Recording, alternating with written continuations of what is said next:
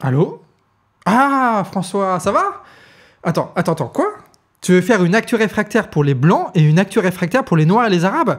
Ouais, je suis vraiment pas sûr de ton idée. Ouais, non, François, bon, on verra ça plus tard. Pour l'instant, on a un tournage, d'accord? Bizarre de dire ça, non? Bonjour à toute la francophonie en entier. Aujourd'hui, c'est Actu Réfractaire. Et on va pas se mentir, il n'y avait pas beaucoup d'actu réfractaire aujourd'hui. Mais on a quand même vu une histoire qui va vous intéresser. C'est une histoire de poignée de main.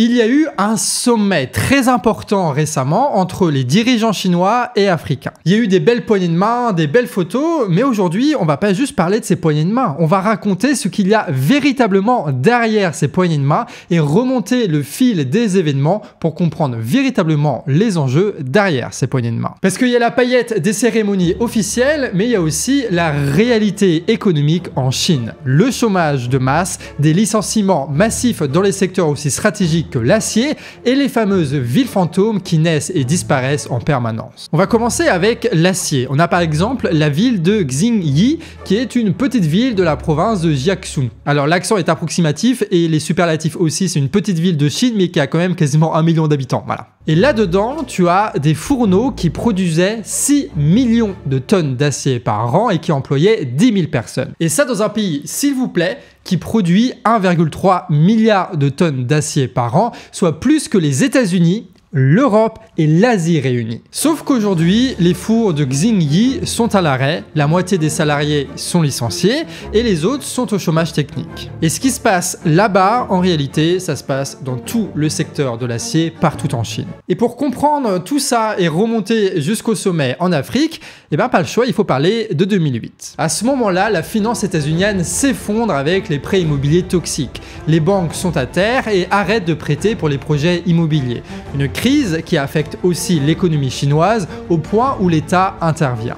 Il investit des milliards de commandes publiques pour le bâtiment, des ponts, des barrages partout en Chine. Le béton coule à flot, les entreprises du bâtiment deviennent monstrueuses et ils emploient et développent leurs moyens de production comme jamais pour répondre à ces commandes publiques. Sauf que pour faire des bâtiments, des ponts, des barrages, il faut de l'acier, ce qui fait que tu as d'énormes commandes aussi qui sont passées dans les industries de l'acier, qui fait que rien que le marché intérieur chinois consomme 900 millions de tonnes d'acier par an qui sont produits par les fonderies chinoises. Sauf qu'une fois que tu as développé à ce point ces entreprises, il faut maintenir les commandes, le même niveau de commandes, sinon le profit chute et c'est la crise économique. Et vu le nombre de personnes que ça emploie et les dettes qui sont en jeu, vaut mieux pas que ça se pète la gueule. Ce qui fait que l'État, les banques et parfois des particuliers chinois vont financer des tas de projets inutiles et notamment des villes fantômes qui ne trouvent pas preneur. C'est une crise de surproduction qui fait que les dettes s'accumulent au sein des entreprises du bâtiment. Mais le système arrive à tenir tant que les nouveaux investissements pour les nouveaux projets permettent de rembourser les anciennes dettes. C'est une fuite en avant capitaliste certes, mais ça tient à peu près quoi. Ce qui explique notamment la tendance de l'État chinois d'emmener ses entreprises du bâtiment en Afrique et en Amérique latine pour construire ailleurs des villes, des ponts et des barrages où la rentabilité sera accrue, soit parce que l'État étranger rembourse, soit parce que il s'arrange pour capter les ressources primaires qui se trouvent en Afrique et en Amérique latine. C'est notamment tout ce qu'on avait expliqué dans la vidéo Équateur du canard réfractaire qui remonte d'il y a 10 ans à peu près, ressenti. Et c'est là où on va retourner dans notre poignée de main, parce que c'est précisément ça que va négocier le chef d'État chinois en ce moment en Afrique. Il veut déverser la surproduction du bâtiment et des autres industries chinoises en Afrique pour relancer un nouveau cycle de production, retrouver du profit pour les aciéries et pour l'économie chinoise. Pour te dire, l'excédentaire commercial de la Chine avec l'Afrique est d'environ 64 milliards de dollars par an. Ça veut dire que la Chine exporte beaucoup plus ses productions vers l'Afrique que l'Afrique n'exporte vers la Chine. Mais si on s'intéresse un petit peu dans les détails de ce qui se passe dans ce sommet-là, on se rend compte que c'est pas qu'une crise de surproduction, il y a un autre enjeu derrière tout ça. L'État chinois et les industriels augmentent petit à petit les salaires. Pourquoi? Pour que les travailleurs chinois chinois puissent acheter directement la production en Chine, c'est ce qu'on appelle développer le marché intérieur,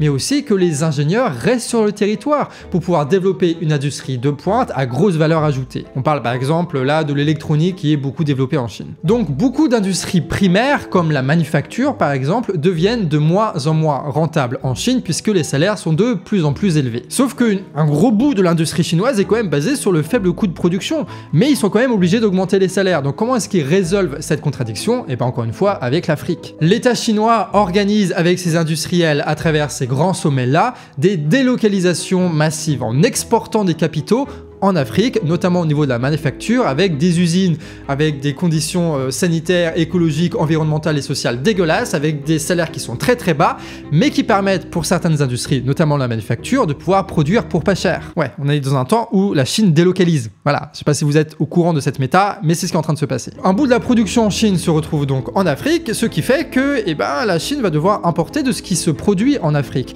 Et c'est pour ça que là, Xi Jinping, au niveau du sommet africain, il est en train de négocier une suppression de douane pour 100% des produits exportés vers la Chine pour 33 pays africains, afin d'y installer un maximum d'usines pour pouvoir délocaliser un maximum. Donc ils sont en train de faire des traités de libre-échange avec l'Afrique pour pouvoir délocaliser leur production et continuer à augmenter les salaires là où ils sont. Voilà, ce qui est à peu près la même dynamique qu'il y a eu en France et aux États-Unis pendant des décennies. Et c'est ça, au fond, l'histoire de cette poignée de main. Juste pour terminer avec l'acier, on a dit qu'il y avait moins de consommation à l'intérieur de la Chine pour l'acier, ce qui fait que énormément d'acieries chinoises exportent maintenant vers l'étranger. Tu as une augmentation de 34% des exportations chinoises vers les marchés européens et états-uniens. Sauf que ça pose problème parce qu'en fait, les entreprises nationales européennes et états-uniennes, ils n'arrivent pas à suivre le rythme de la production chinoise. Ils produisent pour beaucoup plus cher, eux. Ce qui fait que tu as énormément d'entreprises qui sont au bord de la faillite, avec notamment ArcelorMittal qui se plaint de cette concurrence qu'il juge déloyale, qui fait que tu as des États, donc l'État états-unien et beaucoup d'États européens à travers l'Union européenne, qui mettent en place des taxes contre l'acier chinois. Et aussi, autre actualité, tu as au niveau des voitures électriques le même jeu qui est en train de se faire. Tu as la Commission européenne qui a reconfirmé récemment des lourdes taxes sur les voitures importées de Chine qui sont beaucoup moins chères que ce qui est produit en Europe.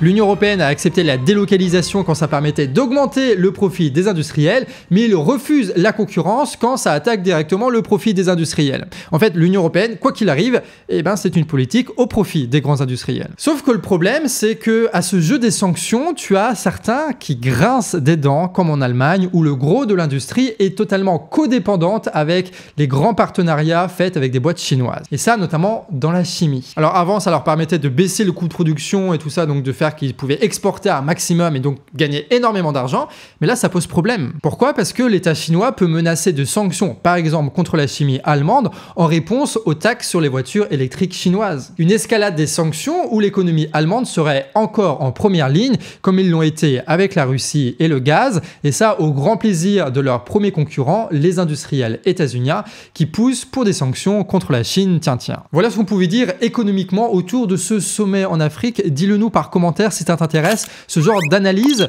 qui est un peu d'actualité, mais qui est surtout de la théorie politique et comment est-ce que tout ça fonctionne. Allez, on passe au point abonné, parce que vous savez que vous pouvez nous transmettre des informations locales avec des photos et des vidéos par mail sur actu@lecanardrefractaire.org. Et aujourd'hui, on part en Belgique. On a Vincent qui a voulu nous faire part de la lutte de l'Hôtel du Peuple à Oderlu dans la région wallonne. Vincent et le collectif dont il fait partie, les Eris Action Sociale, occupent depuis 1 an un bâtiment public abandonné pour créer un lieu de cohésion sociale. Et qu'est-ce qu'on y fait dans cet hôtel du peuple?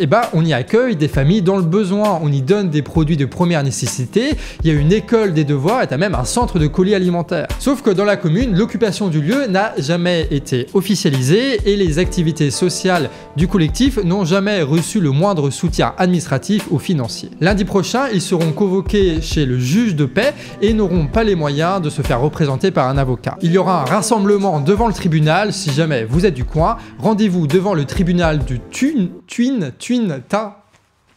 Les Belges, rendez-vous devant le tribunal de Thuin à 13h30 ou à l'hôtel du Peuple pour partir en covoiturage à 12h45 vers le tribunal. On vous met le lien vers la cagnotte Litchi si jamais vous êtes belge et que vous habitez dans le coin et que vous voulez soutenir l'initiative. Et pour rejoindre le collectif, évidemment, on vous met aussi tout ça en description. Allez, on termine pour une fois avec une brève scientifique. Ça concerne l'île de Pâques, ce petit morceau de terre perdu au milieu du Pacifique qui abrite d'immenses têtes en pierre. Ces têtes de plusieurs tonnes sont un mystère puisqu'elles datent d'un temps où il était impossible de transporter des charges aussi lourdes. Donc la question c'était, mais qui a pu poser ces têtes-là? Et donc tu as une théorie, même qui est devenue une légende, qui dit que pour ériger de telles statues, ils ont coupé tous les arbres de l'île de Pâques pour les faire rouler, tu vois, ce qui a détruit toutes les ressources naturelles de l'île, les précipitant à l'extinction. Sauf que, rebondissement de situation, grâce à la génétique, la théorie est complètement renversée. L'étude du génome des anciens habitants de l'île a permis de reconstruire la dynamique de la population. Elle aurait eu une croissance régulière jusqu'à 3000 habitants. Ça se recoupe avec des études archéologiques qui montrent que les habitants s'étaient adaptés à l'évolution de la végétation grâce à des jardins de pierre. Et si tu les arroses suffisamment, ça fait des minières, comme en Bretagne, je crois que c'est ça. Mais comment est-ce que ce peuple a disparu? Eh ben on pense aujourd'hui plutôt que c'est l'arrivée des négriers péruviens,